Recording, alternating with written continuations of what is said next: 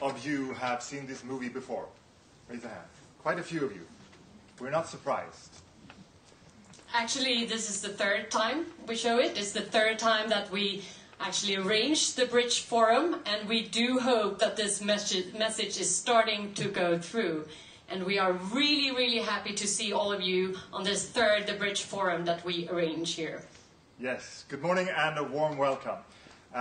So this film, for me at least, it always gets to me in a, I don't know, really to the stomach. But it seems like we don't quite really get it, do we? I'm not sure. Does it? Or does it start to? I think it's now we actually do see some signs. When we started this almost 4 years ago, I would say that we didn't see that it did affect enough. We did see some, I think we have seen some progress and some signs of things actually moving the last couple of months even. In December, in the end of December, beginning of December, Mattias Goldman from Forest, the think tank, Green Liberal think tank here in Sweden, was here doing a recap from COP24 in Katowice, and he said that it was actually the first time the venture cap companies were knocking on the door. They want in because they see that there is business here. Whether that is because they want to save the world or not, well, I don't care actually. As long as we get actually the money and the business on track here, so we actually can move on and do this in a real way. Because nature doesn't need us.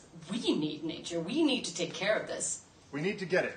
And there were more signs, actually, when I asked Mattias afterwards. He mentioned the new Swedish government, for instance, who has actually, with the agreement they signed, decided that Sweden should be the first country to be fossil-free, not among the first countries to be fossil-free. That's quite a difference in attitude and a step up.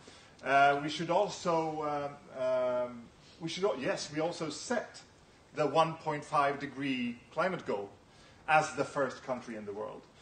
Otherwise, it's been the 2 degree goal, although 1.5 degrees have been sort of somewhat possible according to the IPCC. But Sweden is now the first country that has this as an official goal. And on top of this, other public awareness has arisen. There's been a much higher public debate on meat, on flying and so forth. And we've seen the yellow vests in France. So there's definitely a social dimension that is coming to life and perhaps, or hopefully, accelerating things in terms of awareness and action.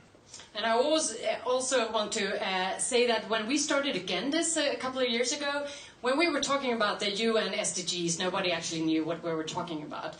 Nobody. I mean, I can talk to and all the enterprise organizations, to businesses, to actual public organizations. They didn't really, I mean, they were nodding, but I knew that they didn't know what I was talking about. And they didn't have any clue how that did have anything to do with actually business or our, I mean, I was actually put in a, miljömupp corner. You were doing the environmental thing and the green movement. It doesn't have really anything to do with my business. And I actually told one of the, not the Swedish, but another business organization in another country, neighboring country, that if you don't look at this, you're probably not going to have any members in a couple of years because they will not have any market to do business on. This is the reality. Today, everyone is saying, no, we have been talking about this for ages. No, you didn't. Yes. We have been doing this for like 5-6 years. No, you didn't. Because when I was there, you didn't. Oh, yes, we did. Absolutely. You're right. You're on. I mean, as long as people are on this, it's okay. Let's welcome them anyway. Yes, absolutely. We are very happy to see everyone. We actually had a pre-summit forum yesterday at Backåker, Dag Hammarskjöld's residence in Österlen, with 10 industries represented. A couple of UN organizations represented, stating the seriousity of things, and then 10 industries concluding on what is being done currently, what can be done forward, and what are the obstacles that we need to overcome across industries to accelerate action. That was another sign, perhaps, that we see the industry getting involved so much. So, yes. A bit of background of the Absolutely. I'm just realizing that we have, you know, what the bridge is all about cooperation. We need to get people across everything, across borders, across disciplines, actually this is what we actually do now. We have never been on the stage at the same time. It's kind of impro meeting Excel. I'm not the Excel guy, girl.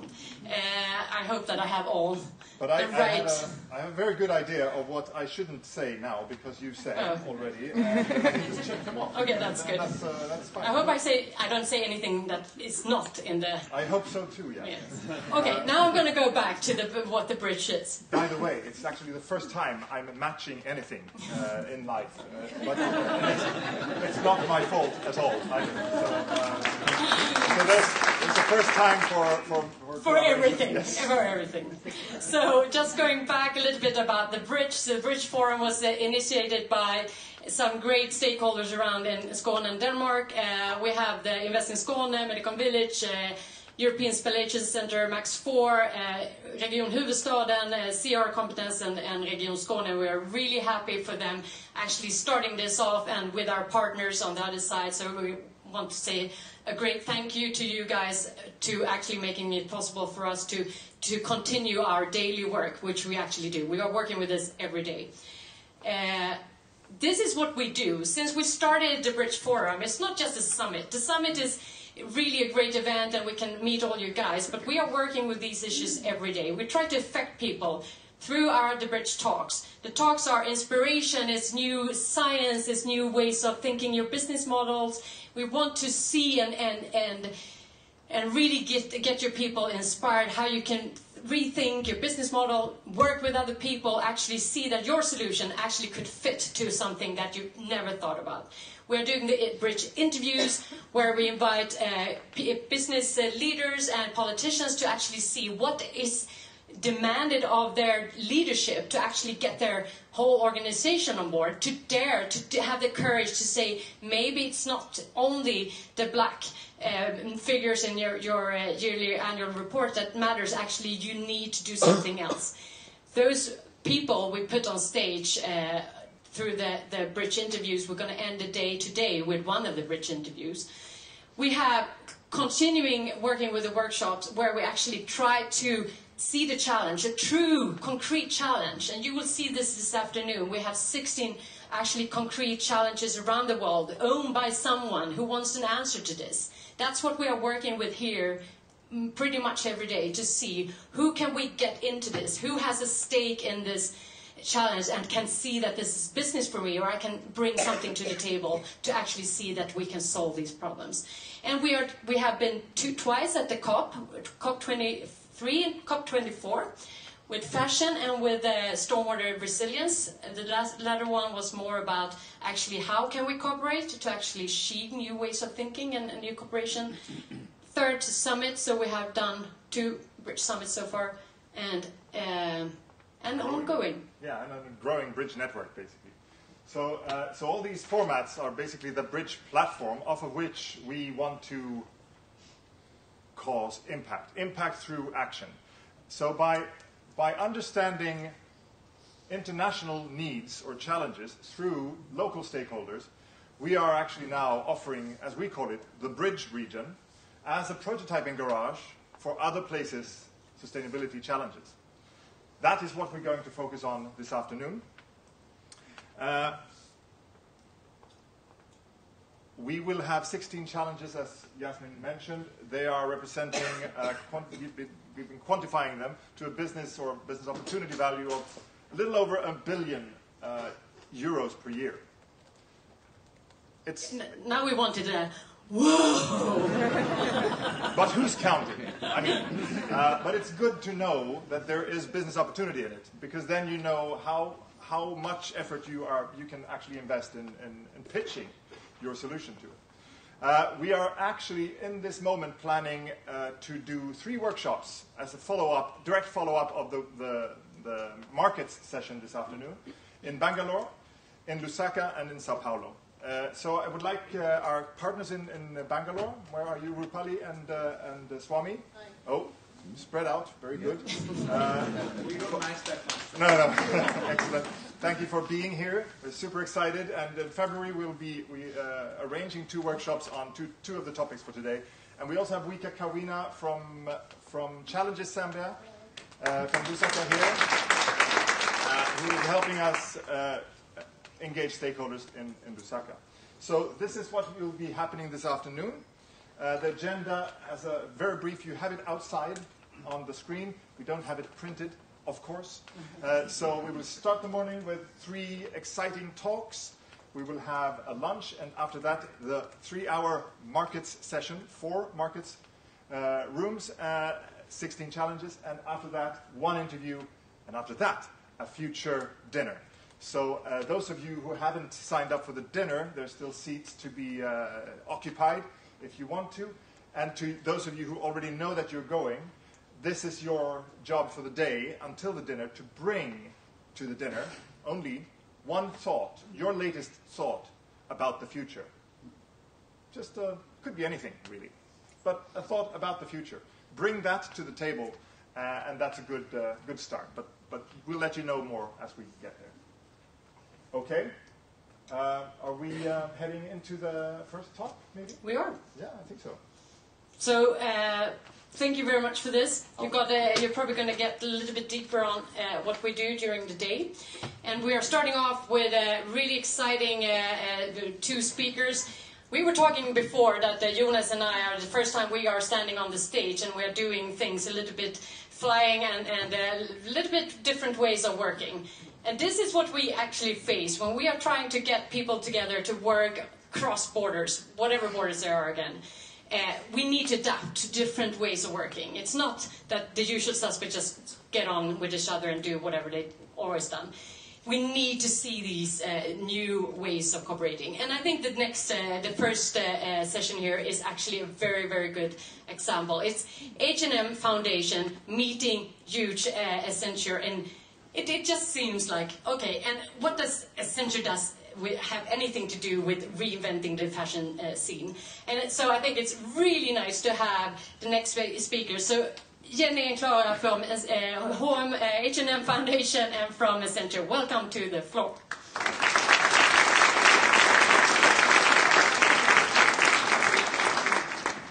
We haven't done this, but we worked a lot together, so we figure it out.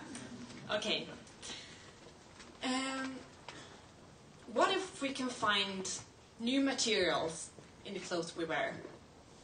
And what if there's a new technique that can separate the polyester and cotton blend that around 70% of you wear today?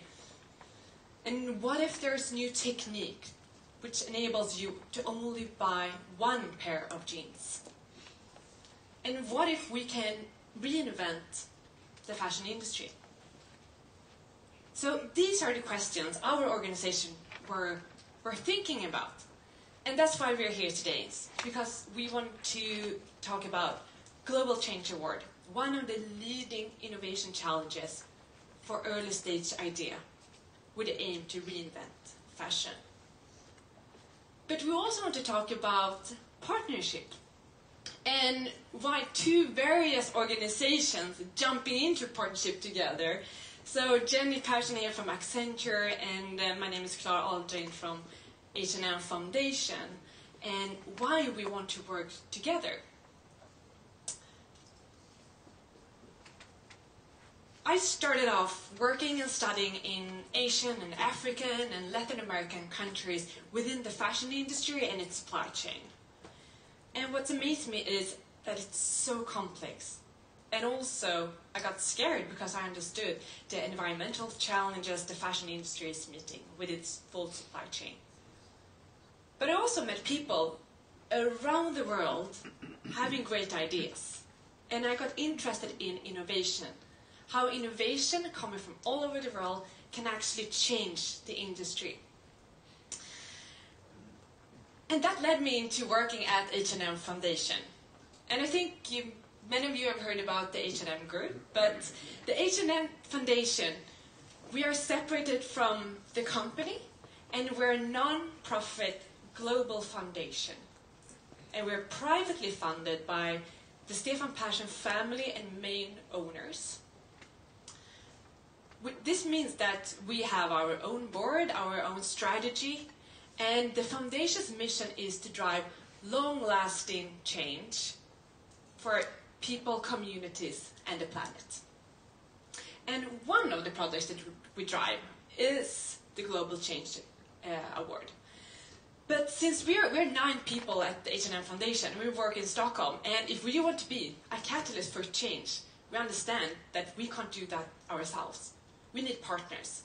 So in everything we do around the world, we work with different partners. So when we understand that we wanted to do an innovation challenge, and we were thinking about who we need in order to do this. So basically, it all started with a cold call, calling JENNIE PERZON, because we knew that she was really good in sustainability and circular economy and ACCENTURE. I mean, they're good consultants. So we called JENNIE. She was driving in the car and ended up in a meeting, taking a coffee, discussing how we can partner, working together.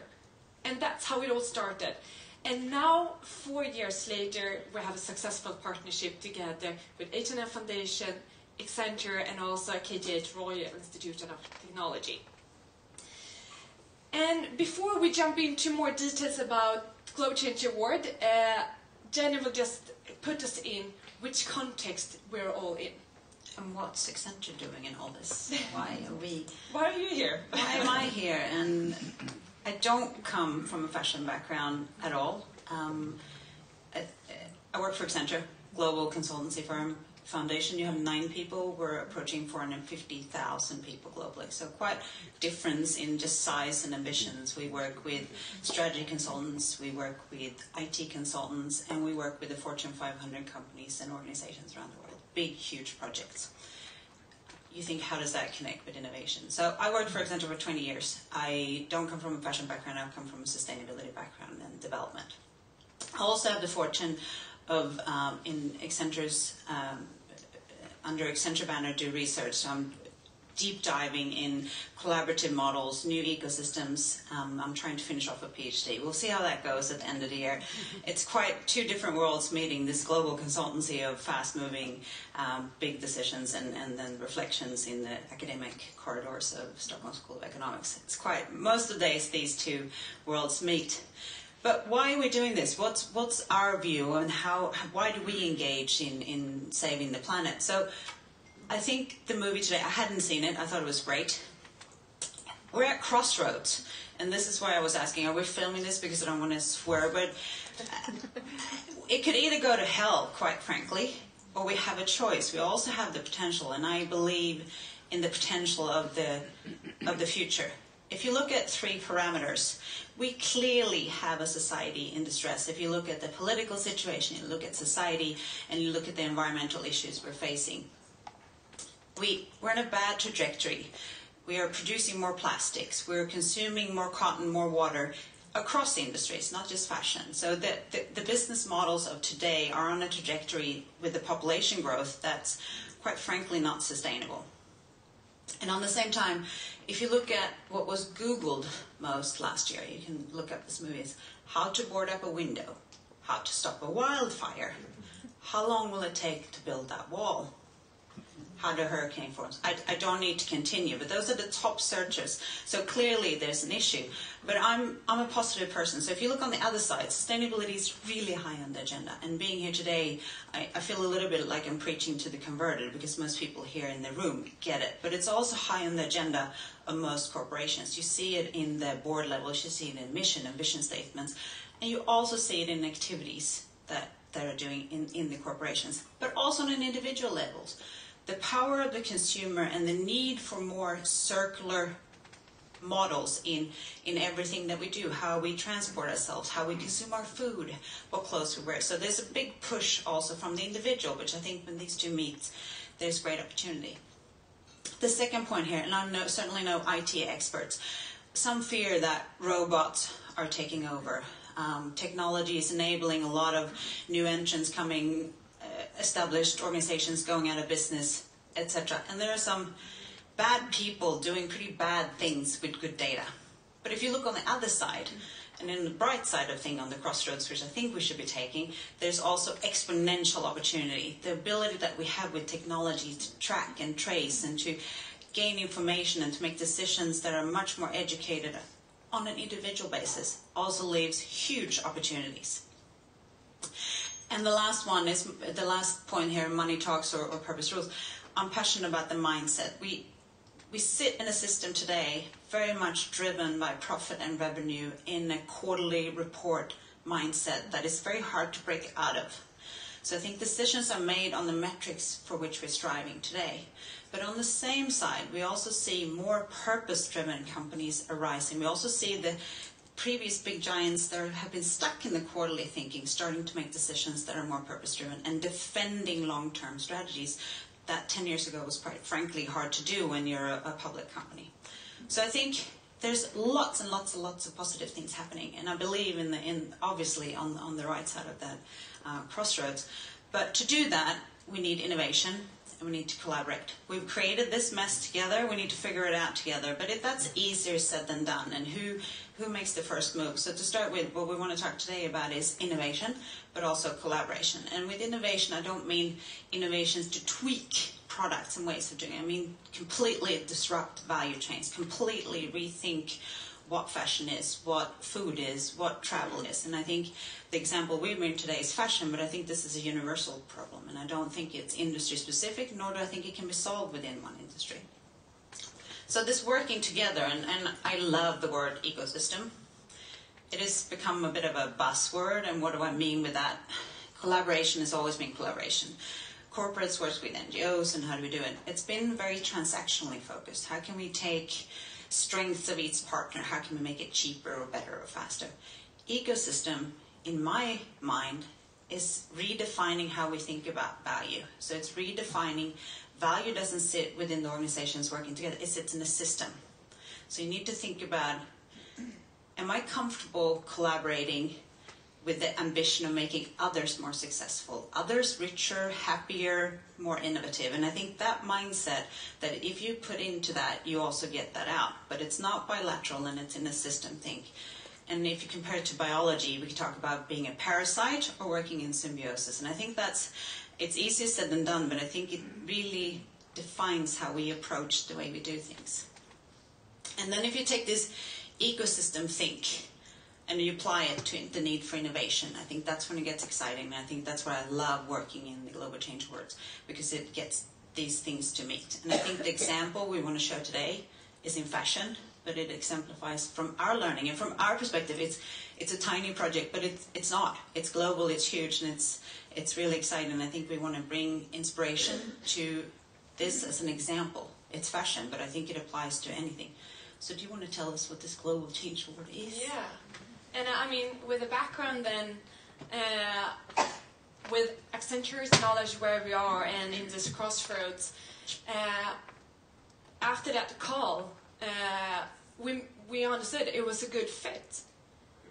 And that led us in 2015 that we started Global Change Award together, Accenture, H&M Foundation, and KTH, Royal Institution of Technology. And what we do is that we host an annual innovation challenge. We want to find innovation that changes the way that garments are bought, recycled, used, designed, shipped, smarter clothes that we can wear for a longer time. We want to find ideas that change from the linear business model approach into a circular one.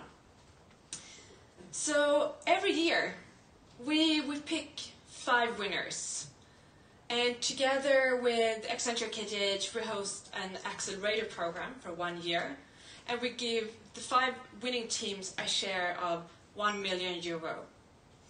And this enables us to for them to realize their idea, but also giving them the network to the industry. And to be honest, we launched the 4th round now in August, and we were working on it. And of course, before the launch, I was a little bit worried if we're about to get any more entries, because we need to find these brilliant minds out there. But after 7 weeks, I was not worried any longer, because we got 6,640 entries coming from 182 countries. And what does these numbers tell us? Well, they tell us that there are brilliant people all around the world that wants to reinvent fashion.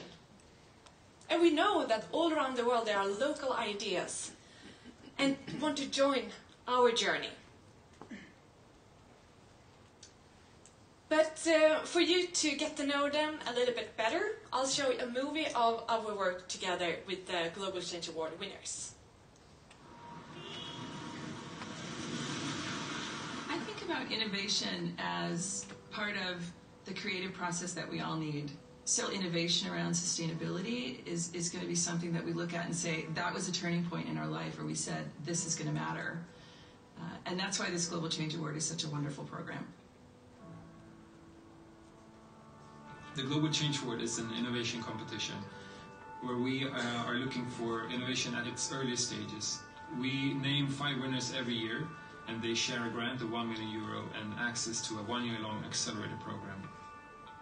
The main impact that you have by winning the Global Change Award is that you receive a certain kind of credibility that it's hard to build.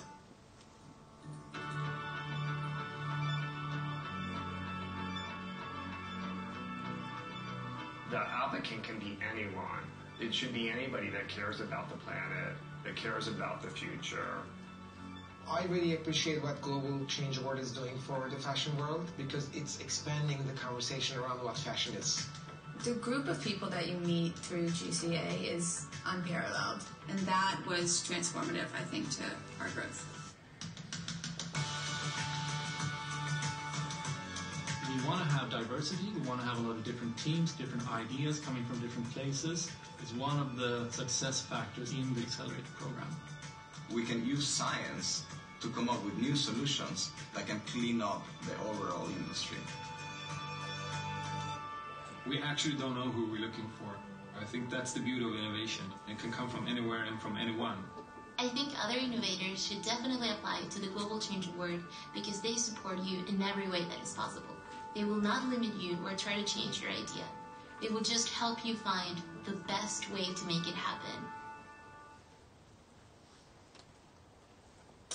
Yeah, so here you saw some of our previous winners and what we do together. So in the Accelerator program, we bring them to different parts of the world.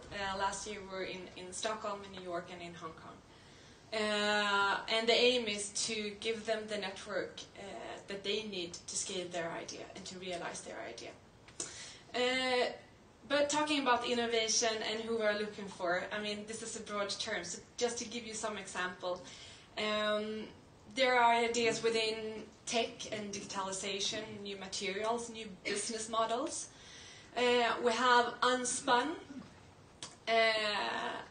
which enables through 3D scanning, you go into a machine and then through a 3D scan they can spin the perfect pair of fitting jeans aimed for your body. We have Orange Fiber, which is material made of byproducts for orange juice and citrus waste. You take the fiber out of the oranges and then you spin it. And together with, here you see a scarf with a silk blend. And within 1 year of winning the Global Change Award, Orange Fiber team were able to launch with the Italian brand Salvatore Ferragamo. We have ANID, which is a digital RFID thread. And what is that? It's a thread to place in the garment, to tell a story about the garment. Because what I mentioned at the beginning is that most of you wear clothes that are mixed blends. So you have a cotton and polyester blend, for example. And when you want to recycle, to close the loop in fashion, we need to recycle clothes. And telling the story about clothes, then we know what it's made of, and then it enables us to recycle it. And also, we have Vegia, which is vegan leather made of wine grape leftovers. So basically working closely with the Italian vineyards, they actually grab the grapes that are left from making the wine production, and they make fantastic vegan leather out of it. And what's important to say here, working with them, that none of us, nor H&M Foundation, Accenture, KTH, H&M Group, or anyone, take any equity or like intellectual property right in these innovations. They're open for the industry. Anyone can collaborate with them. And now we are very, very, curious and eager, because on April 3rd we're announcing the 5 new winners, and then we're kicking off the new batch of winners and accelerator program.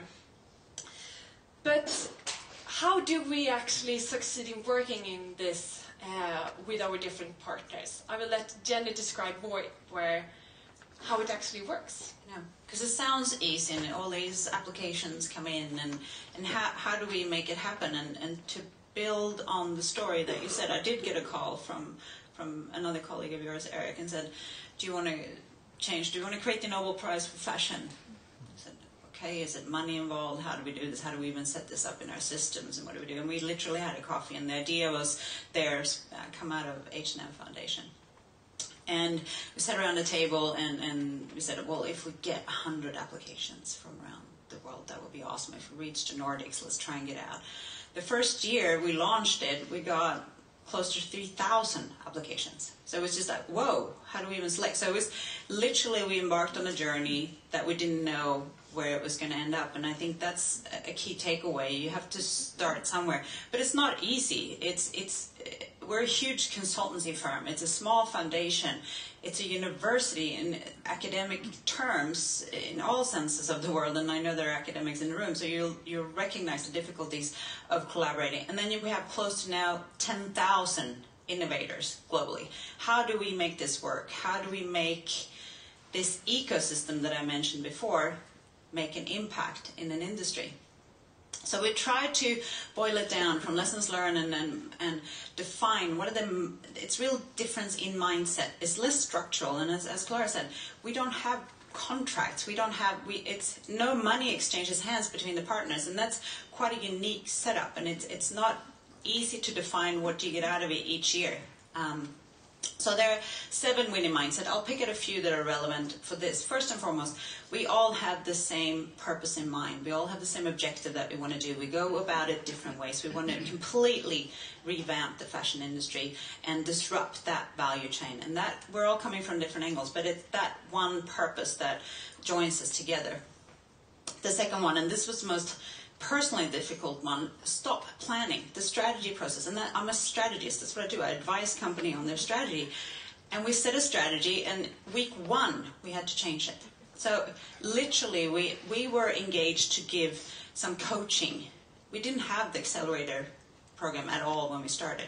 Now we have a formal accelerator program. Within the first year we took him to Stockholm for a full week, engaging all of our 3 networks and immersed them in trainings. We took him to Milan for a full week. We took him to Shanghai for a full week. And that wasn't at all what we intended when we first sat down for that coffee. And I think it's also being agile in that, not setting a strategy and strictly following the plan. We co-create on this plan. We keep setting a plan. We keep changing it. So we've now, the Accelerator Weeks are in different cities and different locations. And it's pretty cool to be able to bring them to New York and to bring them to Hong Kong, depending on who the winners are. So we don't plan the program until we see what innovations and what are the needs. Some might be in the production end, some might be in the consumer end. So it's really cool to connect. And then the third one, great minds don't think alike. We certainly don't think alike. We have different mindset and different ambitions. And I think being brave and challenging and those differences meeting is truly what sparks innovation. And I can tell you, I certainly don't think the same way as a professor from Sri Lanka as I do from a young student from the UK who are among our winners, who are among our ecosystem in the spinning team. And it makes me think in entirely new ways. And it's cool because then I can bring that to some of my clients that I work with. Hey, I know this guy, a Sri Lankan professor, and it's like, how do you know him? And they meet and they make something cool happen. And the most important one, and we've never done this before. I knew we were going to because we don't have contracts, but we have relationships. We have close personal relationships with the partners, with the entrepreneurs. So I think compassion for people and personal relationships beats all kinds of contracts. And I think a key learning from that, start engaging and discussing with people that you enjoy working with and have the same purpose. Don't plan out, don't go out to RFPs. If you're trying to disrupt and innovate and work in a collaborative ecosystem, you need to break out of your standard ways and trust your relationships and be compassionate about you and others, and considering the environment and society as a partner in your ecosystem. So, with that said, I don't know how we're doing for time, but we want to do a call to action, or we hope that this has inspired you to create your ecosystems for whatever topic you're trying to solve, or join us. Yeah, to find your own ecosystem and find the common purpose that you have. And I think that is why we are so happy being here at Bridge today, because, I mean, the aim of you being here is basically to find new people around you to discuss with, and also at the afternoon is all about. So, thank you very much for your time and patience. Thank you.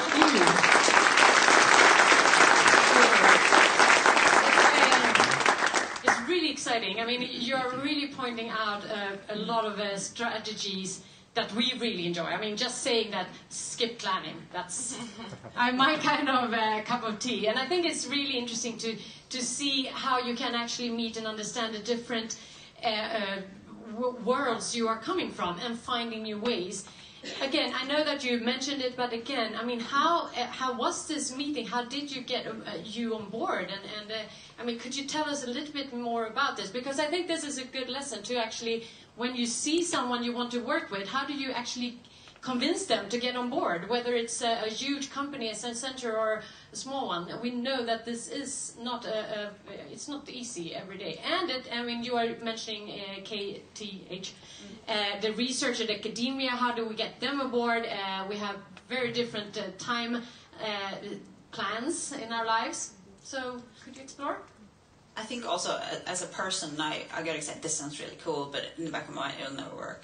This sounds cool, I want to engage, I want to talk, it sounds like a great ambition. Might not work, but let's give it a try. So it was that, it started literally with a few meetings, and H&M Foundation had thought through their ambition, and I think through months of talking and brainstorming in a quite honest manner. So we were honest, what would you want out of it? What could you put into it if we were to make this happen? And the first conversation was very different from the fifth. And then we said, well, let's give it a go. And I think had we known we would get 3,000 applications, and all of us are sort of part-time, this is not big projects for either of our organizations. Had we known, I think we would have perhaps hesitated. And I think it was just, let's jump, let's put it out there, let's see if we get some innovations. And then they were amazing. So that spurred further interest. And it's a snowball of value that we discover throughout the journey, I dare say.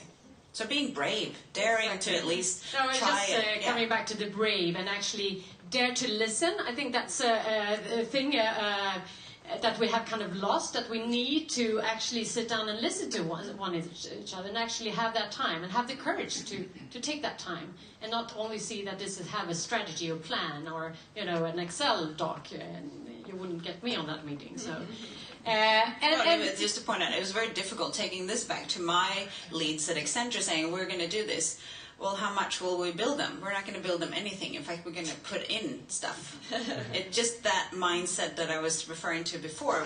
I come from an organization very steered by quarterly report. I would say they're almost steered by weekly report. So just trying to say, this will change to faster. Well, how does that impact me? So it's just daring to challenge that a little bit. I'm also very impressed. You have been going on for 4 years, as the Bridge. You have reached 180 countries, more than 6,000 entries. I mean, it's amazing. How did you get out so fast? I mean, I know only from last year was like 2.5 something, and now you're 6,000. I think that's quite impressive, and especially from 180 countries. How do you do that? I mean, As mentioned in the beginning, we do everything with partners, and we choose the partners very, very carefully. And so for us, of course, first of all, our marketing, we work globally. I mean, we are a global non-profit foundation, and we know that the best ideas are coming from local different countries. So working with marketing partners, but I would say the biggest change from where we are now, from before, is that we have 3 batches of GCA winners. And they are our best ambassadors. I mean, yesterday we saw an article in Forbes where they were mentioning 5 new innovative materials. 3 of them have been winning the Global Change Award and been mentioned in that kind of context. So you can just imagine building up we have media talking about us, but we're not approaching them all the time. It's our previous winners. It's also, we have an international expert panel. So to pick the 5 winners, we have experts from coming from all over the world. They're engaging their networks. So it's really, again, like a snowball effect of bringing in people that share the common goal as we have to reinvent fashion. And that also means that you have a lot of experience, a lot of knowledge that you can bring out to the world. I mean, through all these people that have been in the system, so to say. So it really gets you a good way to get out there and share with all you guys. I know that you're going to be here during lunch. We will not have time for questions from the audience right now, but you're going to be here during lunch, and if you need more collaborations and see that this could be a way forward, I think you should approach you guys. I have one last question. I just wonder, I mean, you have this program and getting these entries or these companies to actually grow. The business models are not very always straightforward. I mean, as we have seen them in the past. How do you get them to get their business? How do you get them to grow and accelerate, or be around? I mean, how do you do that? A typical entrepreneur will come in and think they're the innovator, the designer, the retailer. So it's just a matter of also working. What is your value? What do you bring to this change? Maybe you should refocus. So we work a lot with business model canvas and who's your audience, who should you collaborate with to get the most impact out of your innovation. So I think that's a typical thing that we take in the accelerator. And for some, it's exciting to, in Asia, go out and meet people who actually produce clothes. That's a really eye-opener. Or for others, it might be in New York, meet the designers who actually design the clothes in a more sustainable way. So it's that whole spectrum, and then getting them to understand, where does my innovation fit? But it's not only, I want to add also, it's not only working with the innovators, it's also inviting, because I think it's the other partners in the innovation is the corporations who also need to rethink. So we invite them we do a lot of events where they get to meet the innovators and say, hey, how am I going to figure out how to incorporate this innovation into my organization? So it's 2 ways. We're trying to raise awareness and create a movement, not only by these 5 winners, but also the surrounding organization. And I think, honestly, the call to action is more on the corporate side. Get in the game. The innovations are out there. The investments are out there.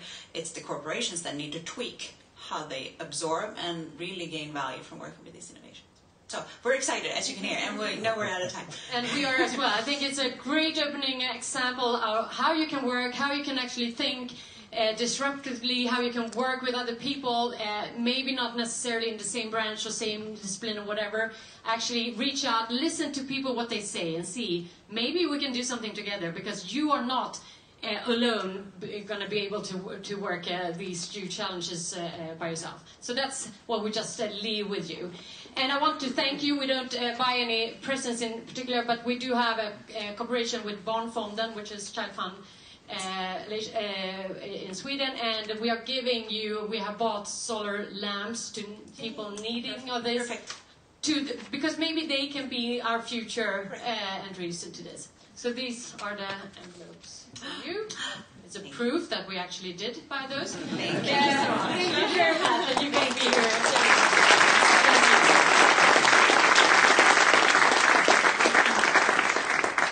So actually, the next speaker could be an entry to the Global Change Award. So I'm really excited to welcome our next speaker, who actually was one of our first keynote speakers at the Bridge Forum the first year we did it.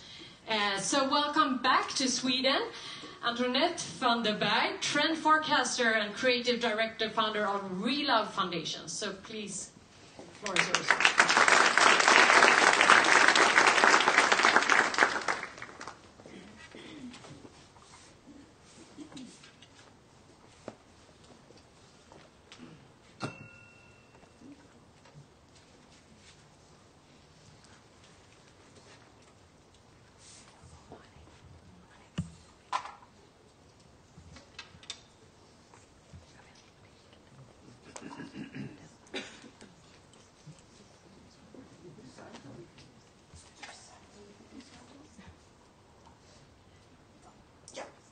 All right, thank you. Hello, everybody. I'm Antoinette van der Berg, the lady in blue. I'm from the Netherlands. I traveled the world for my work, and I lived in many places, amongst which Italy. And at the moment, I'm based in Amsterdam, where I work and where I have my studio. My background is designer. I studied the Design Academy in Eindhoven. And I mainly worked in my professional life as a trend forecaster, predicting future trends and then creating innovative concepts for companies that match the future and the identity of the company. I'm the founder of Relove Foundation. I'm going to talk about the Relove Foundation, what we do, and after that I will give a little bit my vision of what's going on and the background, the ideas.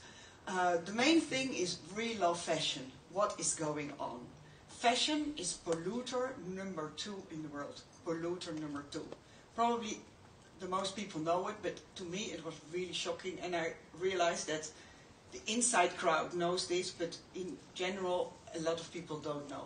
Polluter number 2. And the main reason for it is that we consume 4 times as much new clothes in weight per year than a couple of years ago. So we consume 4 times as much new clothes than before. And that's a lot. And we see a lot of pollution from that. It's symbolical and also realistic that the rivers are colored red from our dyes and the chemicals we dump in it. The production of a t-shirt is something like 3,000 liters of water, and the production of a jeans costs 8,000 liters of water. Also there we see rivers colored blue, and it's just amazing what we do through the production and the pollution of clothes. So the consumption is a lot, but also we see a lot of budget of the industry going to marketing, and the marketing is pushing the consumption even more, pushing, and speeding it up. And we see a lot of the marketing budget going to Instagrammers, which are in fact new businesses, and they just promote every day more and more new clothes. And this is my look. This is Chiara Ferragni. It's one of the first Instagram companies, let's say it that way, with 15.9 million followers. And recently, like the last week, there were the fashion shows, and she was every day showing in her timeline 4 or 5 new looks, and they are from the high fashion until like the lower end labels. She has her own label as well. So it's promoting and promoting more consumption of new clothes and more consumption of new clothes. And the result of it is that we also have more waste. We throw away 14 kilos of clothes every year, a person a year. And only 5 years ago, that was 1.5 kilo less. So we throw away so much, and that's the second problem. We have a lot of waste in clothes. In Holland, it's 135 million clothes are thrown away each year. So it's incredible. And it's what we bought with love, then we throw it away. But there are also positive things. And the thing is, we heard it also, there's a lot of sustainable production. And that is really good. And that will become the norm. But at the same time, it's a little bit mayonnaise light. Because even sustainable production is pollution. And it is there that we think, okay, we can continue consuming because, yeah, this is produced sustainable. And it's a little bit a problem. So, yes, we think we can continue eating and consuming as much as we want. And for the fashion industry, it means consuming as much new clothes as we want. And we start to realize something, that the real effective solution against the pollution of the fashion industry is simply consuming less new clothes. And so break the link between fashion and pollution. Because we almost forgot where fashion is about. Fashion is not about pollution. Fashion is the golden border of life. Fashion is beauty. Fashion is joy. Fashion is art, expression of yourself. And fashion is a culture.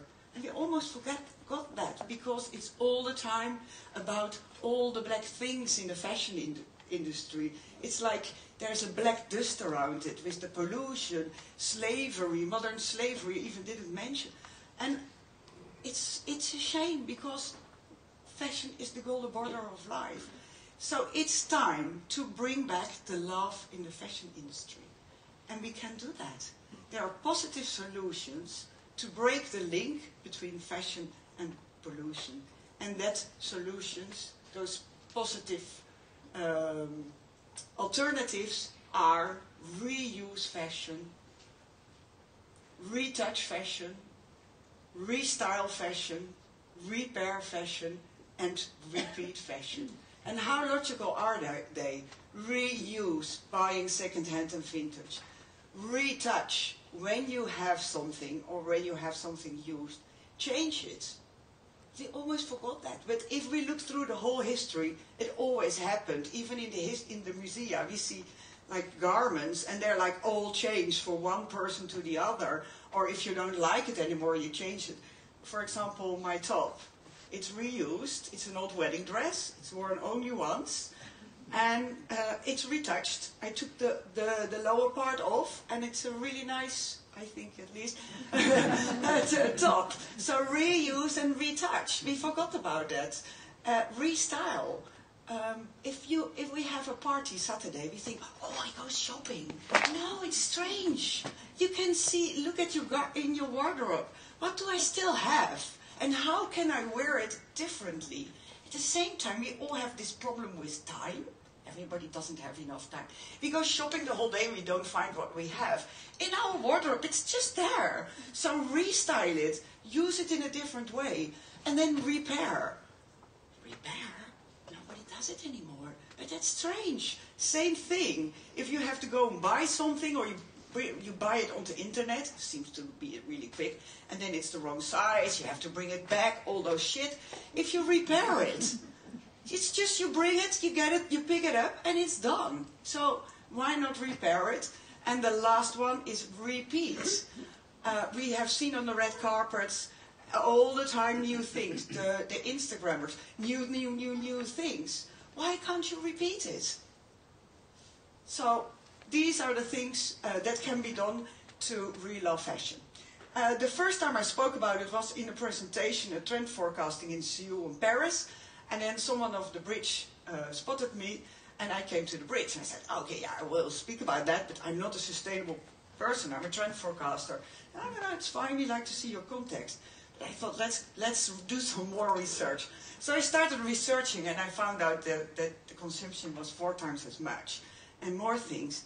And then I thought, okay, less consumption of new clothes is the best solution. And nobody in that industry can do it.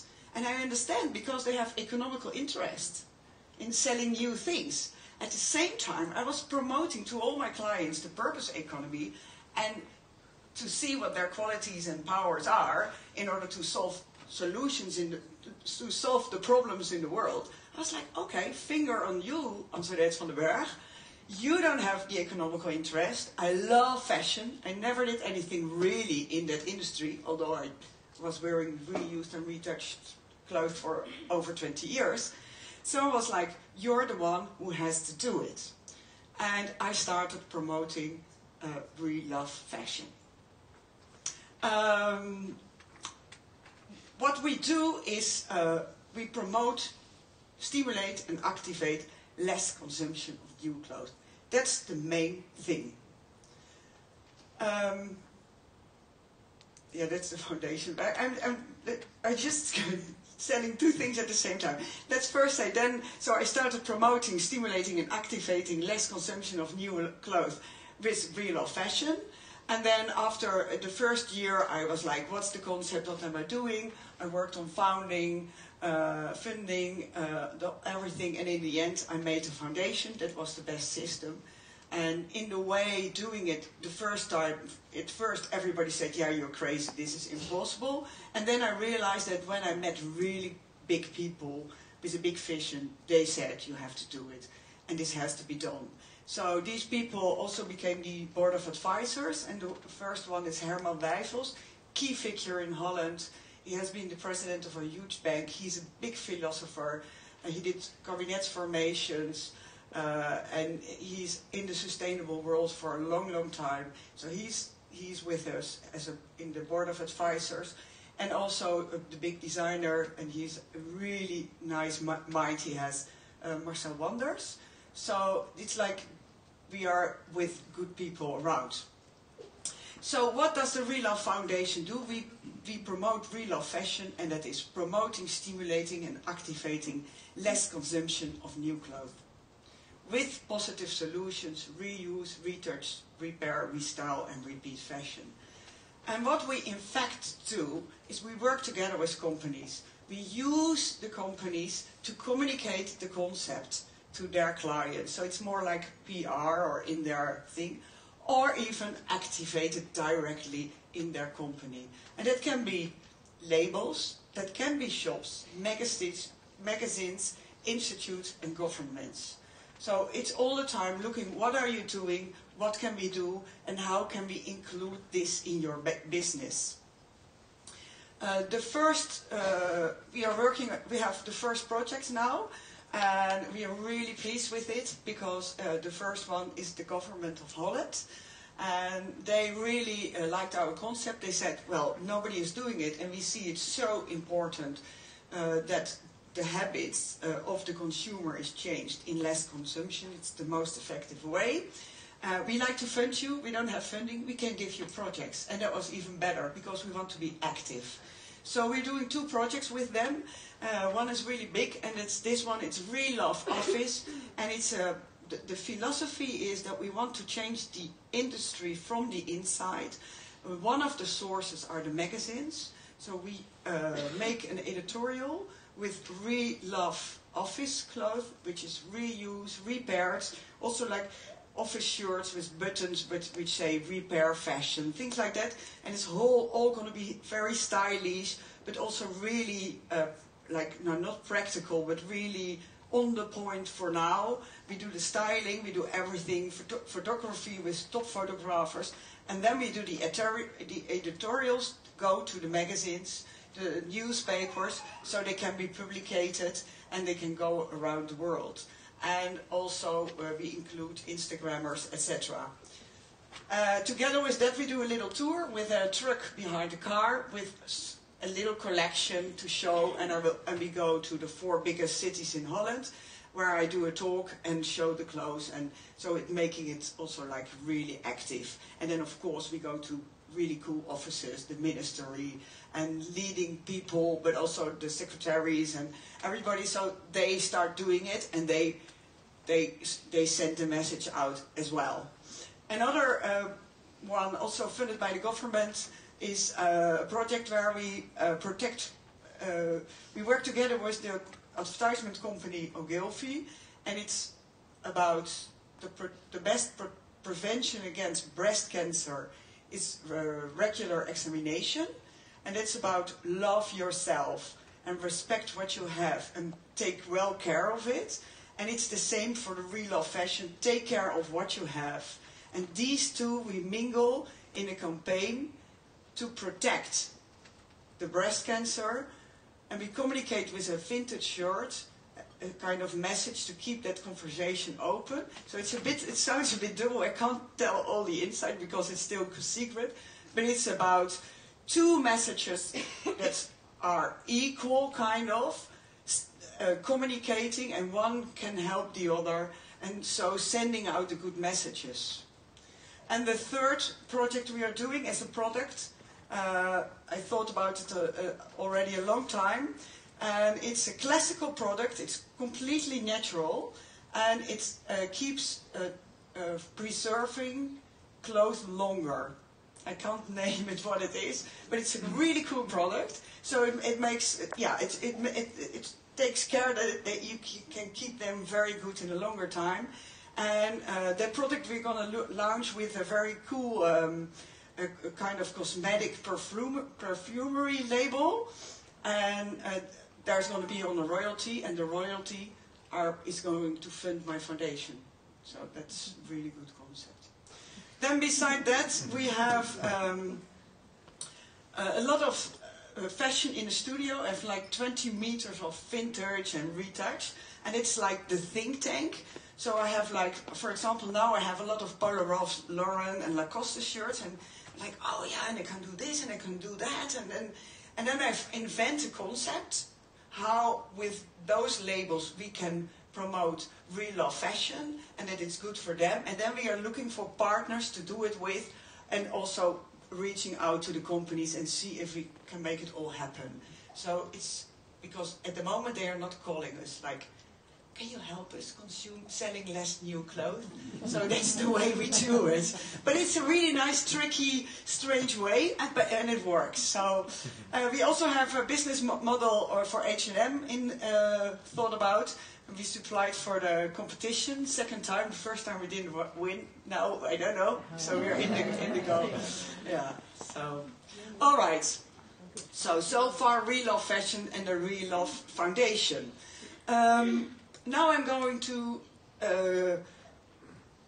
let you understand a little bit my way of thinking, which was the base for the Real Love Foundation, but also is the base for when we make concepts, and another way of looking at it and also seeing where are the triggers. Why are we doing so strange? Why are we consuming so much clothes and other things?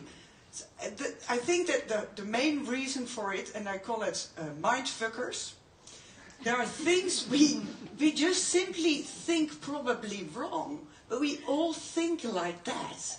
And we have to realize, what are we doing? And if we understand where we might make a mistake, then we can change it as well. And that's important because we have to make those changes. And I think the first mindfucker is our scarcity complex. So what are we doing? We act as if we live in a time of scarcity. But it's not true. We live in a time of excesses. So this is how we lived in a time of scarcity. And the clothes were poor and they had holes. And you see and they were repeating. They didn't have money to buy new ones. So repair fashion in that time meant you were poor. And repeat fashion, very, very poor, because you didn't have money to buy new things. So you were wearing something every time. And the same for reuse. The clothes of your older brother, poor family. So we didn't want that because it was connected to scarcity. Nowadays, we live in a time of excesses. So we have too much of everything. We buy so much that even the ideal is buying clothes, although you're pregnant, super pregnant. You should not buy and do things like that. Still, it's the ideal. Isn't this strange? In the same time, nobody asks them in their mind, where is the money from? How did they earn the money? Is it earned correctly? It's not a question. The best is that you can do it. So we live in a time of excesses, but we behave still as scarcity. And that it means that we don't want to repair our fashion, but we can. We don't want to repeat it, but we can. Everybody, I mean in the Western world, the ones who are polluting, they have money, so why do you have to show it? There's not a problem. And the same with reuse. So in fact, this should be the norm. And if we realize that it's the problem, then we can change it.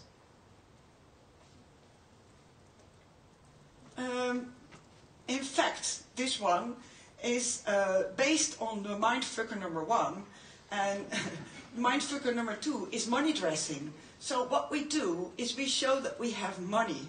And I'm sorry, I love Gucci, yeah? And I'm showing this with Gucci, I love it, I love it. And he is such a good designer. But what's happened, only a few people realize how beautiful it is. And the other people, they want it because of the price ticket. So it's showing the money. It's showing that they're rich, that they're doing well, that they're earning money. And then the next problem comes in. It's only for a few people on that price level. So then we have the H&M and the Zara, and they shamelessly copy the whole style, so everybody can have it. And that's what we see on the left. So the right is Gucci, the middle as well, and left is what Zara did. And it's amazing. And it's only there, so everybody can fake that they have that money to buy it. And it's often a style, like the one in the middle, which is Gucci. If I would have predicted it, everybody said, no, it's never ever going to be mass market. But when Gucci does it, then it's all immediately in the Zara as well. So it doesn't have to do with style. It only has to do with that image and the price. So this is even polluting more, because then in high speed it goes on and on and on, and accessible for everybody, and more speed and more volume. And here is a pair of shoes of Zara in the middle. Just hate the picture. It's so terrible they do this. And nobody even thinks about how shameless it is that you're buying from a company that just steal the ideas from somebody else. That I even didn't talk about that.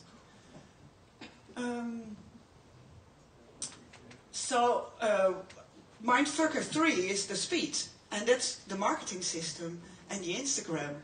So, like what I said, here's CLARA, and she shows this every day, and it goes on and on. This is the new CLARA collection bomber. It's all CF. It's velvety, it's so good. In love. In love. And the thing is that if you isolate it like this, it's shocking in the context. But if you see this, like 50 million persons a day, it seems like normal. So but we have to think about the mindfuckers to realize that it's crazy. So, and she, in the middle, she is promoting haute couture. She does that like 5 times a day with the fashion weeks. And then she even has a label that copies it. So on the left and on the right, it's copies of the good ones. And then she says she is in love with that shoes. Well, they're ugly. Yeah. I would say fuck off, but yeah. All right. So these are some of the mindfuckers. There are coming some more, but there are good, positive things happening in our society. And everybody knows here the purpose economy is happening. And the companies are aware, but also the consumers. And the consumer is different. Sorry, I want to go back. Yeah. It's not, yeah. The consumer is going to be more critical and is more aware of many things. And there's an example. We have recently seen, I don't know if everybody knows it, but Burberry has been burning stock. And they just burned it because they want to keep the price of their products high, so they don't want too much on the market. So what they said, we have an overload, let's burn it. Just to keep the price high. And then this came around, and everybody was, let's use the word again, fucked off. And Burberry got a really bad image through this. This is a sign of the purpose economy. If you don't behave well as a company, you will be punished by your clients. And correct. The same happened with H&M. I'm sorry, I know you're not H&M yourself, but I have to be honest, you know, and I come with positive things about the H&M as well. So, the H&M burned a lot of products as well. And So, you know, people are going to be aware, and it's not accepted anymore. And what we see, that companies that have more purpose, that behave correctly, that try to solve problems in the world, they are doing better. This is an example of a very young company, I think like 5 years old now in Holland. It's a chocolate label with no slavery. At least they try. They say we can't always guarantee 100%, so they're really honest as well. Everything sustainable, really good mentality. And in 5-year times, they are doing so well. And all the classical labels, they're kind of gone. Everybody loves it. So there you see that if you do a product with more purpose, then it works. Start something that matters. And we have seen things in the fashion industry as well. Like the Toms. For every shoe they sell, they give away a pair of shoes. And in the beginning they just gave it away. Now they look like, oh, okay, kids in India need shoes. Then we make a local industry by the local persons and we help them giving shoes. And Tom's went out really well. And the whole system is new. And this is what it was in the past. In the past, if you had a toothpasta label and you were clever, you said, you know what we do? We open that hole, we make it bigger. So when the consumer used the toothpaste, they use more and we earn more money. And that was like the best you could do 20 years ago. It's a famous story. Now, the consumer says, I'm not going to buy your toothpaste because you want to make money from me, steal it, because you want it, you piss me off. Firstly. Secondly, you're polluting the world even more in order to make money, and then you're out. So that's the new system. And this is what the consumer is going to think and what the labels need. So the labels need more purpose. And we as Real of Fashion make concepts to help them with that. On the side of reuse, retouch, restyle, repair, and repeat. And that can be in the beginning kind of PR campaign, or it's a flat word to say it, but doing something to make people aware, to reuse your label, to restyle your label, all these kind of messages. And it can also be activating in the end. There are like even business models for it. The same for the shops. And we are talking with the big department shops, and if there are department shops here, I would be pleased to talk with them, because there are concepts for them as well on this field, and also they can earn money with it. That's not a problem. The magazines, very important, and the magazines, they're a little bit frightened for it, because they want to show fashion you can sell. And if it's like, for example, reused or repaired, there's not a price, and you can't sell it. It's strange, because magazines are okay with talking about art in musea, but we can't buy that. The problem is the advertisements, they are from the fashion labels, but we can solve that. We can think about a new kind of advertisements. So, you know, there's a lot of things to do. And also the Instagrammers. You have seen CLARA. We need Instagrammers. The people will need with more content, with more purpose behind. And the same for the museum. And of course, there are the institutes, the governments. They are the ones who want to reduce the pollution. So they need concepts in which less consumption of new clothes are promoted to cut the link with the pollution in the fashion industry. And that's why we work for the government. I just said the example, the Vogue. There's another example. The Vogue didn't use in Holland, black models. They said, well, there are not a lot of good black models, which is not true. And they were so much punished for that. And this will be the same with the purpose economy. If they don't refer to the problems, if they don't use their own power communicating a fashion message, and they forget about the pollution, the people in the end don't want to buy their magazines, like with the chocolates, and also for the labels. Then we go back to what we have seen first is the money, the bag we bought was related to money, so it was like money dressing, and that will be exited. Because what we're going to do is we're going to connect that bag to the pollution and not to the money. And then what we want is we want something re-loved. So the new status is not the money of your garment, but the purpose. You can call it also purpose dressing.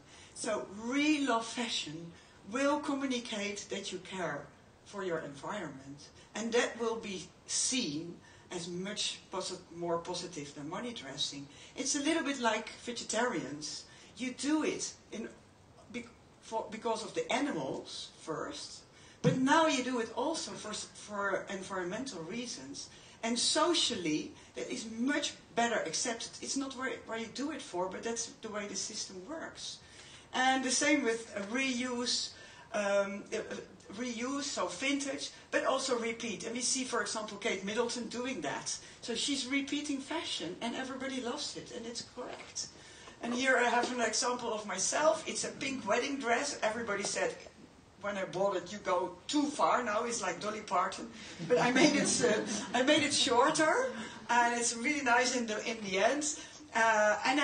So it's reused, retouched, and I wear it a lot. So I repeat it a lot, and people like it. Especially, yeah, I like it a lot, but it's a nice one too. So the consumer is ready for reuse, retouch, restyle, repair, repeat, and restyle fashion. And we make the concept for the companies to help them out making this real. Then I come to a positive things. It's a mindfucker as well, but it's a positive one for the H&M at least. Everybody says fast fashion is bad quality. And then they think that's why we throw it away and that's why we consume so much. It's not true. Fast fashion is also good. Do we see people around with fast fashion that's hanging apart with holes? No, we never see it. They throw it away because they don't like it anymore. And I have an example here. I'm wearing an H&M pair of trousers. I bought it before in the time that I wasn't that conscious. I've been wearing it, I'm sure, 500 times. It's still okay. It's still okay. And if we realize that,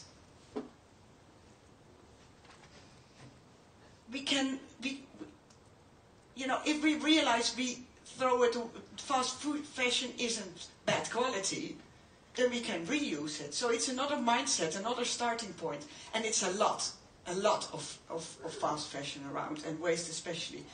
And then also, it's a mindfucker because we buy this at the same time. So we say we throw them away because they're broken, which is not true, and then we buy broken fashion. So, and then mindfucker number 5 is reuse, they say to me, is just for you. In other words, for reuse you need taste or style. And also that is not true. I live in the 5 little streets in the Kennels, and it's a very, let's say, snobby area in Amsterdam with expensive shops. Everybody wants to buy there, but a lot of people can't because it's too expensive. And 500 meters away is the H&M, which is like a 5-store company. People say, vintage is difficult. Well, in the 9 little street where everything is so expensive, there are 5 vintage shops. It's all pre-selected, so it's really nicely done. The price is nothing. I bought one of my favorite dresses, 15 euros. So it's not difficult. Then I go over, here are some of the examples, and then I go over to the H&M around the corner. It's 5 stores. And people intend to say it's not difficult to buy something there. The reason is that they think in their mind everything you buy there is okay. So you don't have to select. Because it's completely not true. If you have a little shop, pre-selected, vintage, you can buy a dress for 15 euros, and then that big one, and you have to select it yourself, even more expensive. So it's a mindset. We think it's not safe. And then we come to the next one, is that another thing that is really strange is that, so we think that it's everything at the H&M you can buy, you don't need taste for that, it's not difficult. At the same time, we think we can't reuse H&M. But that was okay one day, so that's a double thing in it. And here I'm wearing a vintage H&M dress from 20 years ago. So then it should be difficult now to have that vintage. So it's completely strange. Yeah. And then we come to the mindfucker number 6, and it's throwing away old fast fashion. That's what people do as well. That we have all our clothes and we think, oh, these fast fashion is terrible, and they throw it away. Don't throw it away. Reuse that as well. So it's, and here I have like older Zara's, and I'm still wearing it, and it's perfectly fine. And I think that the reuse of the fast fashion is going to be very fashionable.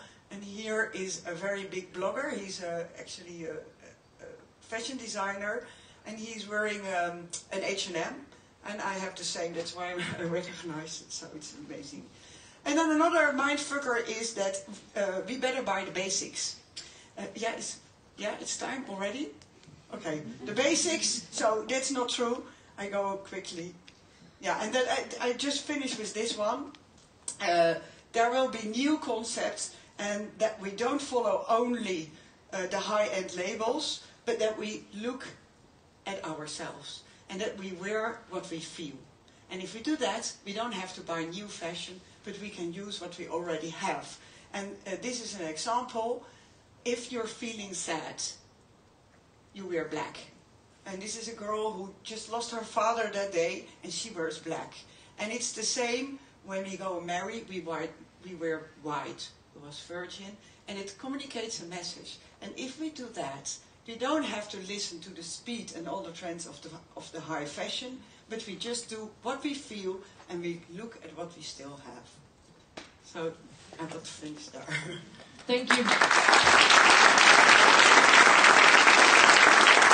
I lost track of the trend, because it's really mind-blowing, and it shows us a little bit not only about fashion, and again, the examples that we had on the first presentation is that we need to have a little bit of courage.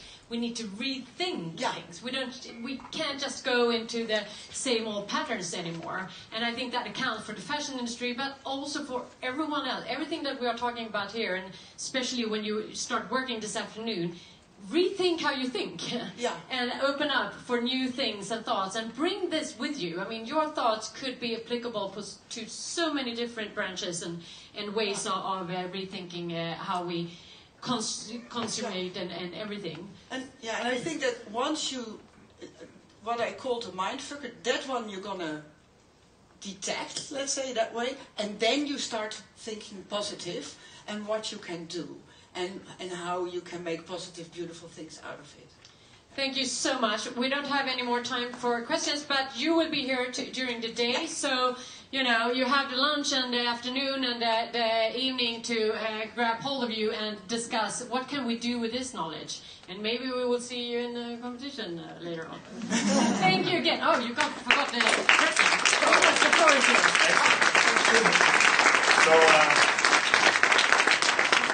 Our next speaker, this afternoon we will be actually digging into some concrete challenges. We mentioned them before. What could be more concrete than cement? We are heading into a business that is responsible for 5 to 6, maybe even more % of climate emissions. And we also see a megatrend in urbanization. So we will need a lot of cement or building material for construction in the future. How does the cement industry take this on? How do they take their responsibility? Well, today we have here with us one of the driving forces behind one of the big companies in this business. So I will introduce to you Klaus KOLLBERG, the project manager from Heidelberg Cement, and also the project manager for this very exciting project of turning cement maybe even into something that we can eat. A big warm hand and welcome, Klaus. Thank you. Thank you very much. So let's see if this one is working. Yeah. The stereotypes of the fashion, of course, it must come a man talking about concrete. So I hope I will at least break some of these ideas about concrete and cement industry. No.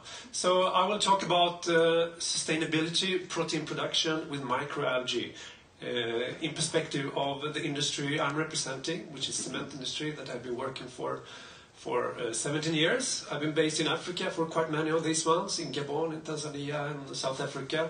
So I want to just, I like your presentation as well. And I normally use to start to say that in 2050, 2.6 billion people will live in Africa. And 1/3 of the world working force, between 15 and 64, will live there. So where are we going to invest our money in the future?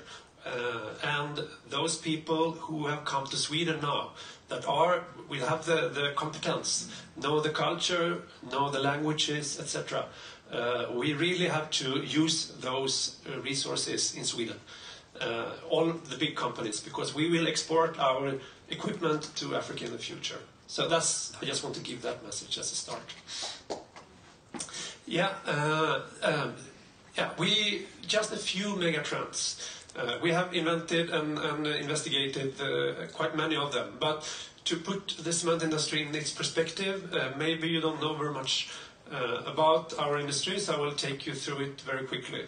So one megatrend is the growing society, that the world population is increasing, and maybe we will end up at 10 or 9.2 billion at the year of 2050. We don't know.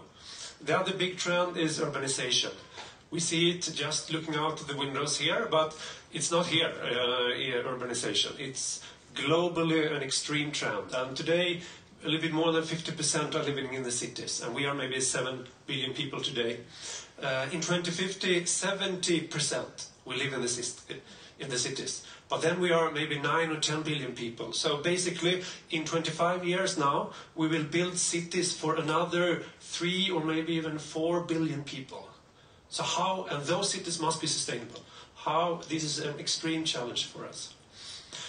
Just a few pictures of a city I like, Stockholm, even though I live on Öland, on a small island on the east coast of Sweden. So, from my perspective, this looks quite nice. From my business perspective, it's a lot of concrete, a lot of cement. What about the future? If you just look on Google and see what are the mega trends, Eindhoven, for example, have a really interesting future where Philips has offices, where they are just working on these sustainability principles from the natural step. I can talk a lot about it, but it's very inspiring. Stockholm 2070 is also very inspiring, but all of those trends, it seems like we have to make the cities more dense. People must live closer to each other, and we will build the buildings higher, we will incline them, so we get the solar radiation to our cafe latte places, even in the streets in the future. So it's a lot about planning, but what type of materials can we build these cities in? So, and then just a few words about geology. The Earth crust contains to 98% of 8 substances. And the most common of those are oxygen, silica, alumina, iron, and calcium. And that is the basics of cement. So maybe you know that the Phoenicians, they invented cement, but the Romans, they really explored it. So all roads to Rome were paved with concrete. Maybe you have seen Colosseum and Pantheon. Have you been to Israel? Seen the first underwater casting in the harbor of Caesarea? All these buildings are still standing there, more than 2,000 years later. So just to give the ideas, those materials are available on the Earth crust.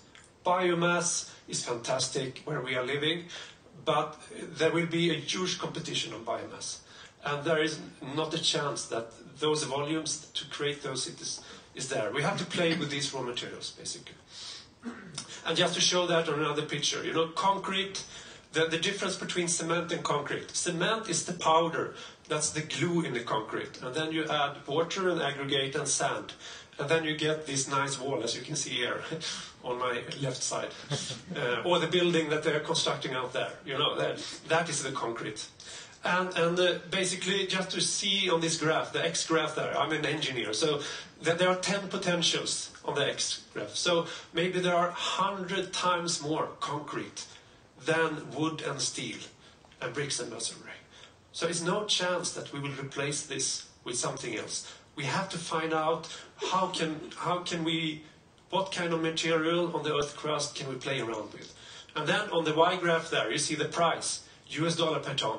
So if you go to a street in Dar es Salaam or in Libreville in Gabon, for example, you know, every street, they have their own iron, you know, workshop where they sell these concrete blocks and iron rebars, etc. You know, it was like that in Sweden 100 years ago. Now we don't know what is the concrete companies really, almost in our environment. They are just there doing the things. But in order to build, you know, the foundation for the windmills of the future or to the day, or to make the water purification plants, everything that our society is built on, we need concrete. So, and then just a few trends about the future. It will increase, the consumption will increase, because even the Tanzanians want to build a society like ours. They also need and want clean water. So the consumption is increasing, even though China is decreasing on that graph. So our conclusion was this. Concrete is needed in the future. Huge volumes are needed in the society. And there are limited raw materials. So basically, cement needs to be sustainable in the future. And then cement industry put up the roadmap together with the World Business Council for Sustainable Development, and different industries have their own strategies. For example, the company in Sweden, Cementa, they have a zero vision to 2030. The industry are working with 2050, and there are many areas where we can work on this task. And one of them is CCU and CCS, and that means carbon capture and utilization, to use the CO2. And CCS is to store it, basically. And just to say that there are various ways to do this.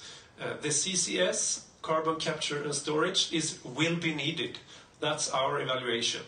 To concentrate it and get rid of it in old wells or other solutions. But there are also possibilities for to use the CO2 in different things, and that's what I'm going to talk about.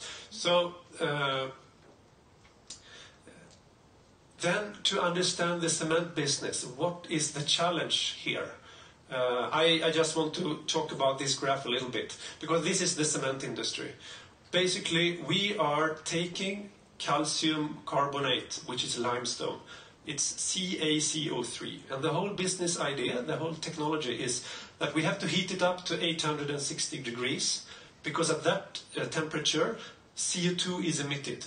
It's like water is boiling at 100 degrees and evaporating. So if you heat up limestone to 860 degrees, the CO2 is emitted.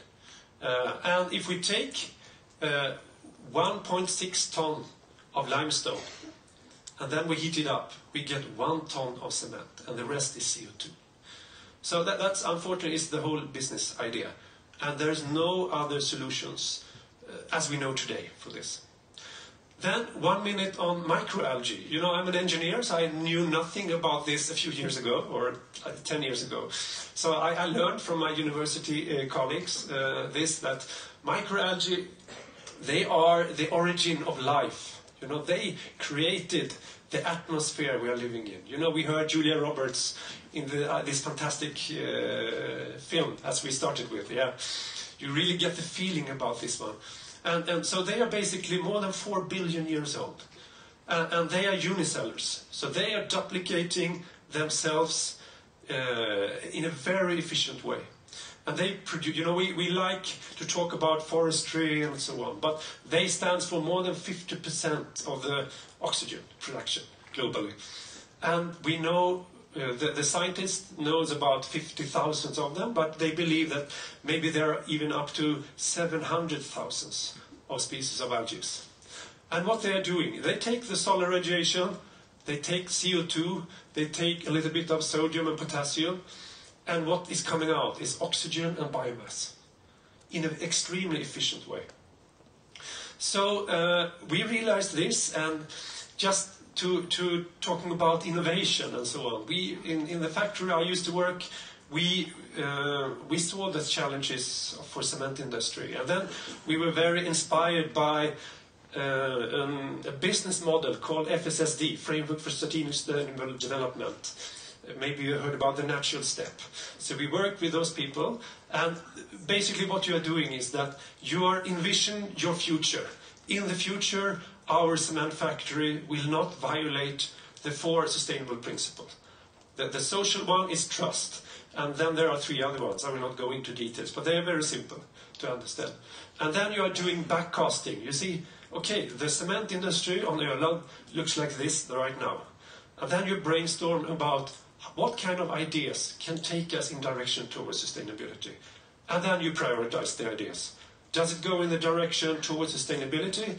Is it a flexible platform, taking next step? And do we have resources? Time, money, and competence. And so they call it ABCD. It's a very, very, very efficient and good innovation tool, I would say. So basically we did this together with other people internally and also with universities. And we came to an enormously amount of ideas. Up to it was even 504 ideas with my colleagues. Just a few brainstorming events. And one of them was that maybe we can take CO2 and do something about it. And then we contacted Linné University because they were one of the best universities in Europe for algae research.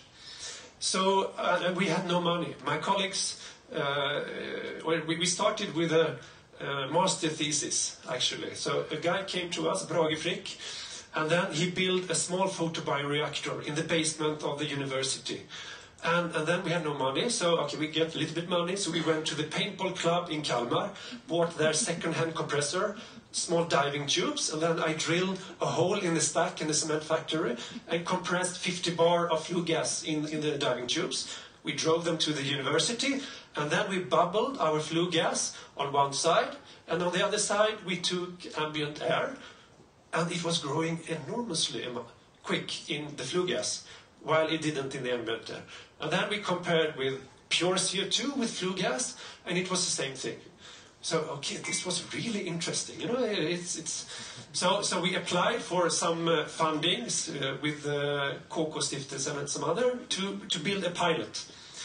So what you see here on the left-hand side, it's our first pilot in the cement factory. It's vertical panels. And then we installed a permanent flue gas pipe, so we are bubbling the flue gas directly into these panels to consume the CO2 from the stack. Very low cost, but very interesting. So what is most important in this one is that those pictures are a little bit messed up, unfortunately, in this. I don't know, maybe it's the Apple computer. But what you can say here is that the biomass that we created has the criteria for animal feed. It's much lower than the limitations. So that was the conclusion. It's published in scientific papers and so on.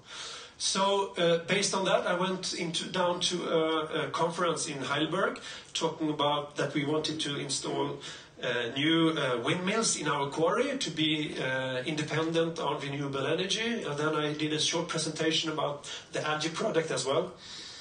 And one of my colleagues, most of them were very skeptic. My business is, we're quite conservative.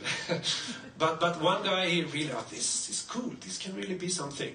So he really started to examine what are the potentials for this, for the cement industry. So he compared microalgae for protein production and compete with today's production, which most of it is coming from soybean, and then also for fish meal.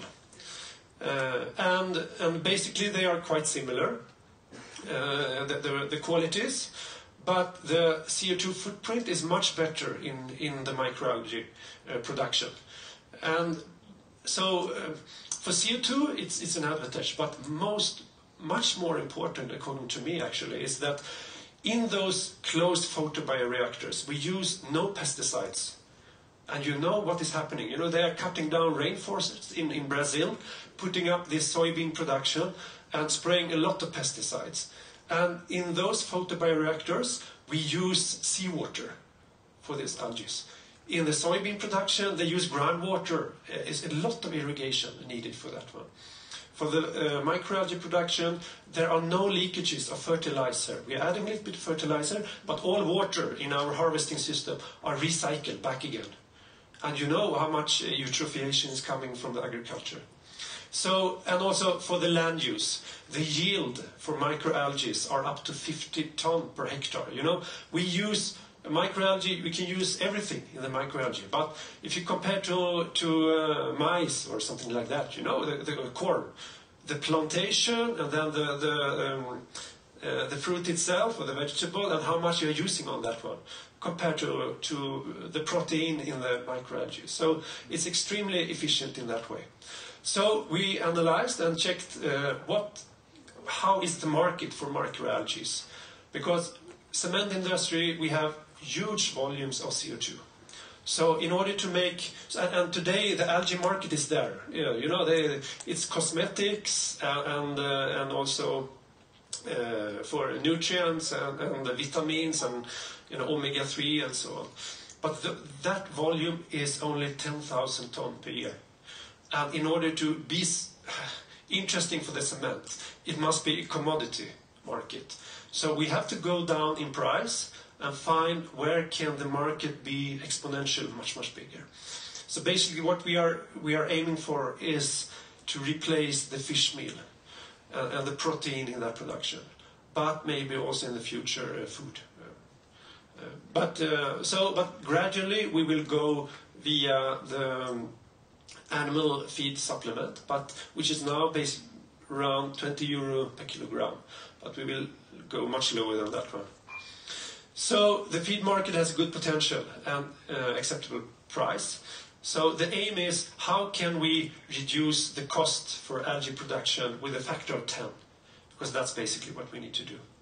So we investigated what is the commercial window. We did an investigation. If we do this in Sweden, what will the cost price be?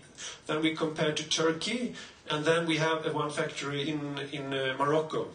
So we said, okay, if we build 1 hectare, the price will be this. If we duplicate it and increase it to 4 hectare, and then 100, and then 400 hectares. And when we go up, we come into commercial window, which is what we are aiming for right now. So this is the cement factory in Safi, where I came back from this Sunday. I've been there quite often recently. So this is a 1 hectare that we are now building there. And the cement factory is in the area, and the surrounding area is desert, basically. When we are finished with this one, we have commercial route. We will go for 4 hectares. And we will focus more on the end customer profile and commercializing operations. That's the idea. And the aim, what we're talking about, is 400 hectares factory, actually. So here you can see on the right-hand side, you see the 1 hectare fields and the cement factory. And then we have 6 kilometers to the sea, so we can get seawater directly. And then we have an area of 400 hectares. So basically we are not using arable land. We can really grow with a high yield, high production rate in the desert with this one. So the partnership established are like this. That we, cement industry, we have the CO2 and we have the area and the permit and the know-how about the global sourcing. Our cement factories are located all over the world. Most of them are located very close to the sea. Even we have harbors quite often. And we have also a big land areas, old quarries, etc. Then we need pet food market to cooperate with them, and Finnish feed suppliers. So we are teaming up with them as well. And then on the other side, we work with technology developers and operators and investors. So we have set up a partnership, and we are now aiming for a big project. Beside our own commercial route, we will do this together with them, and we are applying for a Horizon 2020 project, which hopefully will open the market. So we are working with the biggest fish feed supplier in the world, and 4 different universities and a lot of technology providers there. So this is the way it looks like now. This film used to work, but it's not working. But here you can see on the right-hand side the photobioreactors themselves. Basically what we are doing is that we are rolling out 20 meters plastic bags, and then we are filling them with water and algae mass, and we are bubbling the flue gas inside the plastic bags. And every 3 days we are harvesting 30% of the volumes. And to do that we need to we need startup kits, because this is not really cement, this is something different. So you really have to magnify the volumes. So we start with small vertical bags, as you can see in the middle one there, which are about 100 liters, and then we have 3 cubic meters startup kits where we can do the research. Because that is also, you know, I mentioned that there are 50,000 different types of algae, where around 10 are approved as food grade in Europe. So we are aiming for them, but I'm sure that there are enormous potential for this in the future. So on the left-hand side there, you see Martin. He did his PhD for us in our small device on Öland. And when he was finished with the university, he wanted to go to industry. So I asked him, do you want to move to Morocco for a couple of years? And he said yes. So he's the operations manager down there right now, with our local guy, Yahya, and a lot of others. So we have a big team there, and we are now doing the underground work. And we have production there now, but we are increasing it day by day. So the conclusions are like this, that the cement industry, we really need some CCU technologies to commercialize. Microalgae for feed offers a significantly large market to be meaningful for this. There are many other things. I'm also working with the electrification project SEM0 together with Vattenfall, for example, and I can mention maybe 5 different projects that I know in details that we are working. So I'm just telling one today. But the cement industry, we are working very hard on this one, because we need to solve this. Otherwise, you know, there's no... If the rest of the world solve their problem and we don't do it with increased consumption of cement, you can understand the balance doesn't work. But the passion and the know-how, that really makes the difference. And I want to end telling the potential for cement business, because maybe not many of you know that if we can take everything, all CO2 coming up through the stack from a cement factory, and sequence it, make a product, somehow get rid of the CO2, which those technologies exist today, then it will cost, the cement price is one of the cheapest product in the world today. You know, it's cost 1 Swedish krona or 10 euro cent per kilogram. You know, you don't even get a rotten potato for that today, actually. But if you have CCS, it will increase between 70 and 100%. So it will cost 1.7 kronor instead per kilogram. But okay, the construction industry can think this is very much. How can we afford this? But the flat itself, if we build a construction with the cement, the flat itself will increase in price between 0.5 and 1%.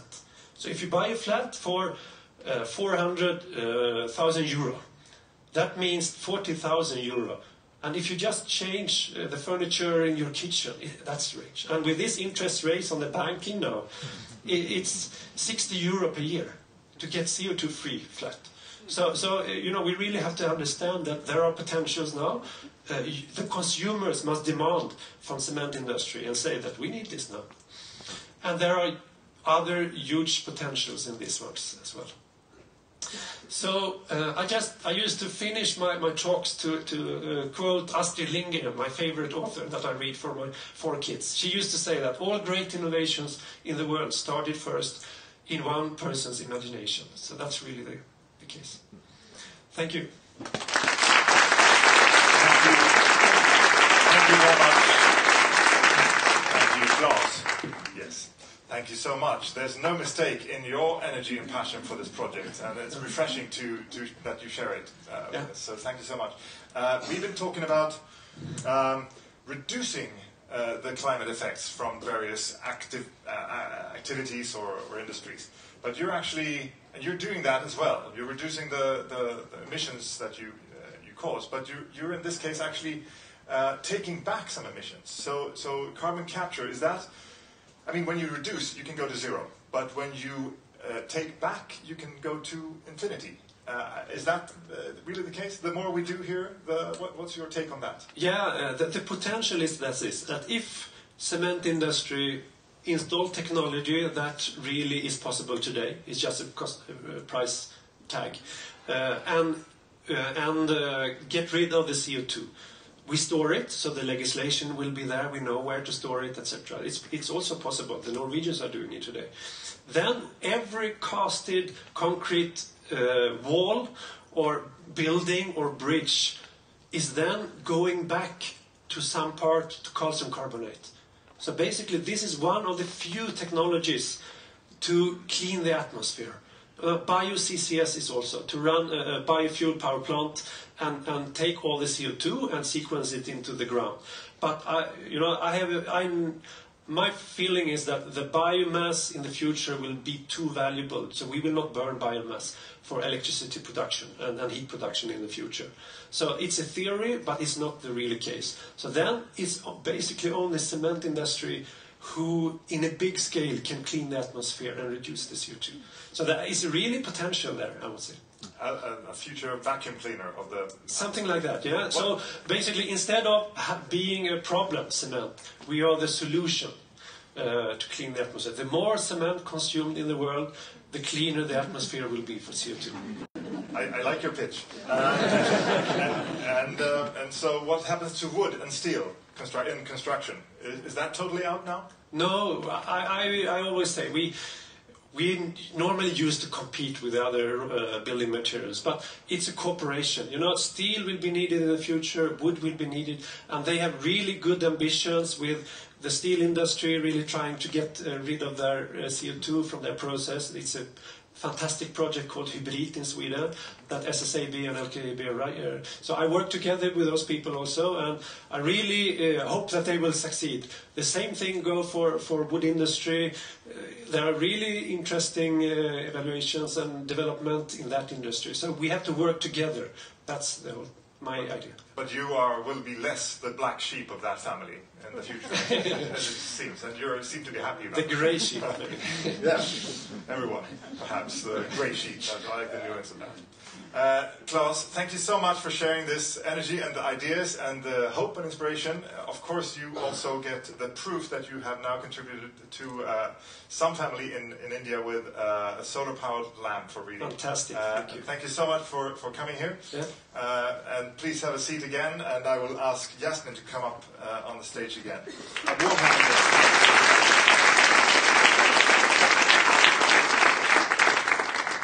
Right, so we have 5 minutes until lunch, and I think this was a bit of a morning, I'd say. Lots of inspiration from various corners of the world, different industries, showing what can be done. I think that was a really, really cool start.